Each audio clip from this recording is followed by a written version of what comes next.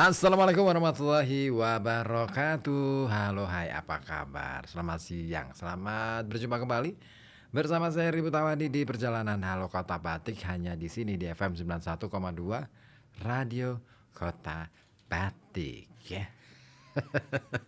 Ya, siang-siang kayak gini, ini udaranya lumayan ya, mendung gitu kan.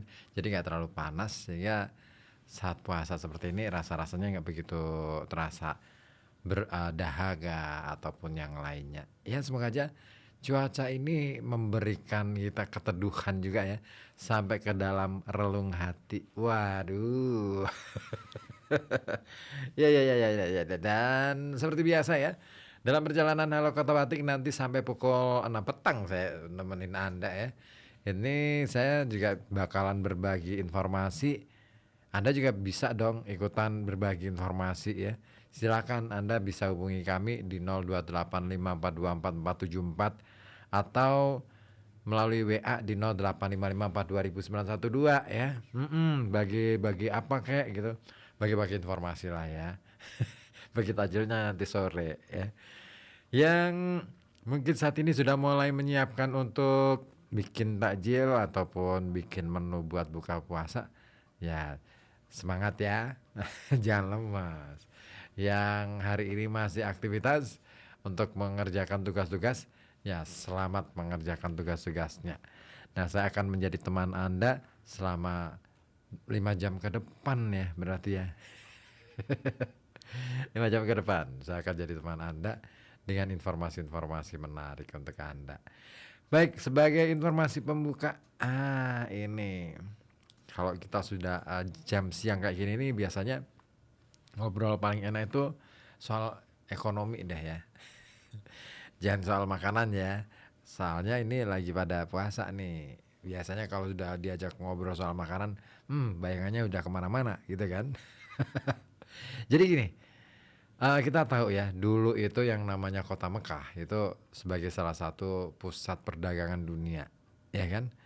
Bahkan menjadi salah satu titik dari jalur sutra kalau tidak salah. Nah, sebagai pusat perdagangan, tentu kota yang satu ini banyak melahirkan para pedagang dan pengusaha besar.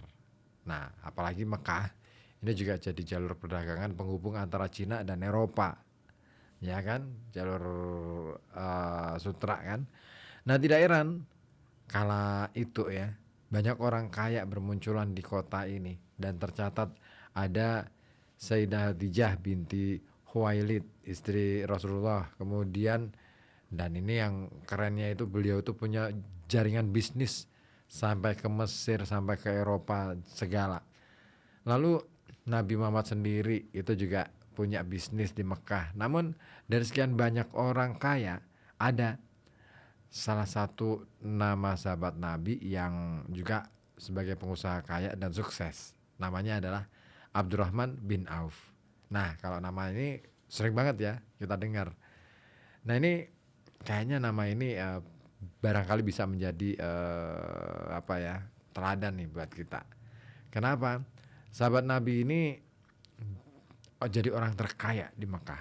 Nah, Abdurrahman bin Auf ini adalah generasi awal pengikut Islam yang diajak oleh Abu Bakar As-Siddiq, dan dia masuk Islam bersama Utsman bin Affan, terus Zubair bin Awam, juga Tolhah bin Ubaidillah, serta Sa'ad bin Abi Waqqas.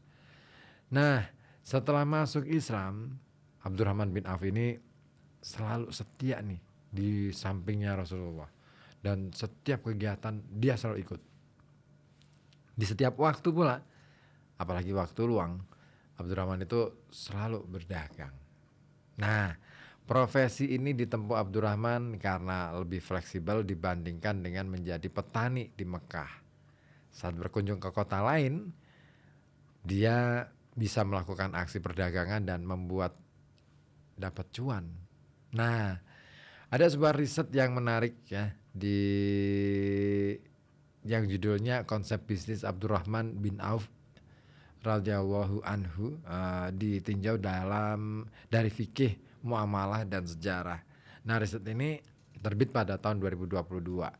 Nah, di dalam riset itu itu menemukan bahwa rahasia berdagang yang dipegang Abdurrahman bin Auf ini adalah selalu menjauhkan diri dari hal-hal yang haram, dan dia tidak pernah berutang dan selalu berdagang sesuai dengan keterampilan dan pengetahuannya.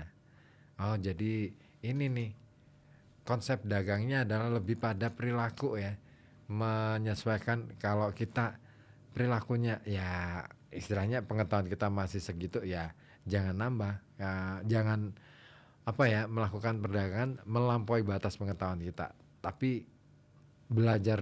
Kalau misalkan mau nambah pengetahuan ya berarti belajar dulu gitu. Keren nih ya. Selain itu dia ini juga tidak serakah apabila mendapat uang. Abdurrahman bin Auf ini selalu memutarnya dengan tujuan supaya uang ini bermanfaat, seperti bersedekah kepada keluarga yang membutuhkannya. Dan dia ini juga tidak pernah menjual barang secara kredit karena menganggap itu adalah riba. Makanya, dan ini yang terpenting, dia tidak pernah menganggap remeh keuntungan yang kecil. Jadi katakanlah keuntungannya hanya 1 sen pun itu dihargai. Keren. Iya, karena prinsipnya gini, kita nggak pernah punya apa-apa, dan apa yang kita peroleh adalah pemberian. Apa yang kita peroleh adalah sesuatu yang luar biasa. Nah, selalu kita menganggap Abdurrahman bin Auf ini kayaknya seperti itu ya, berusaha untuk memaknai segala sesuatu yang diperolehnya itu sebagai sesuatu yang luar biasa, sehingga selalu ada rasa syukurnya. Wah, keren. Dan baginya besar atau kecil itu tetap untung dan harus dimaknai kalau barang dagangan itu habis atau laku. Nah, berkat seluruh upaya inilah dia punya kekayaan melimpah. Dan memang tidak diketahui pasti nominal harta Abdurrahman bin Auf ini, tetapi jika melihat pada sedekahnya dapat terlihat seberapa besar kekayaannya. Ya, tercatat dia ini pernah menjual tanah seharga 1.000 dinar serta pernah membagikan 500 ekor kuda dan 1.500 unta untuk kaum muslimin yang bakal berperang. Wow, 500 kuda sama 1.500 unta, banyak banget ya. Bahkan saat menjelang ajal, beliau itu mewasiatkan 500.000 dinar dan 400 dinar kepada setiap orang yang bertempur di perang Badar. Lalu berapa kira-kira nominal kekayaannya? Nah, jika dikonversikan dengan nilai sekarang, kala itu 1 dinar adalah setara dengan 48.000 rupiah. Apabila Abdurrahman bin Auf ini pernah menyumbang 500.000 dinar plus 400.000 dinar plus 1.000 dinar, artinya dia punya uang 901.000 dinar. Dikalikan saja dengan 48.000 rupiah, kira-kira totalnya berapa? Sudah ketemu. 901.000 dikalikan 48.000. Yuk pakai kalkulator. Ya, 901.000 kalikan 48.000. Ayo cepat-cepat. Berapa jawabannya? Yap.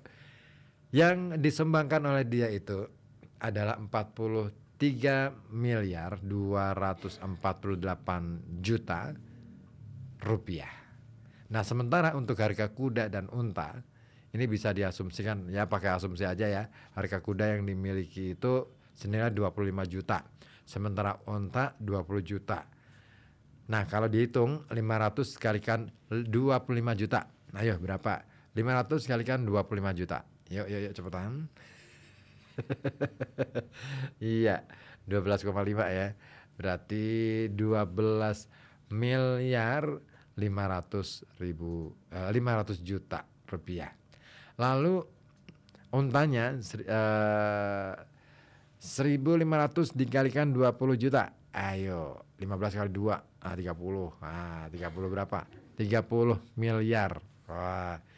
Jadi kalau di total dari jumlah itu ya 12,5 miliar sama berapa? 30 miliar. Nah, berarti berapa? Ditambah lagi nanti dengan yang 48 berapa tadi? 43,2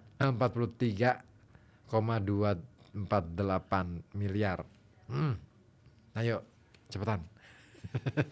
Ya, totalnya adalah 85 miliar 748 juta rupiah. Nah, tentu perhitungan ini tidak presisi karena ini anggap saja ya, kita sedang mengasumsikan kira-kira segitu. Namun hal itu tidak menghapus fakta bahwa Abdurrahman bin Auf memang adalah seorang sahabat Rasulullah yang terkaya. Ya, itu keren ya. Jadi kekayaan itu bukan soal kita mendapatkan apa, bukan soal kita bisa mempertahankan atau tidak, tetapi bagaimana kemudian kita bisa mempergunakannya secara tepat dan baik. Tentunya untuk kebaikan-kebaikan juga. Ya nggak sih? Oke deh, itu dia satu kisah untuk Anda pada siang hari ini. Nanti saya akan lanjutkan lagi dengan kisah yang lain. Jadi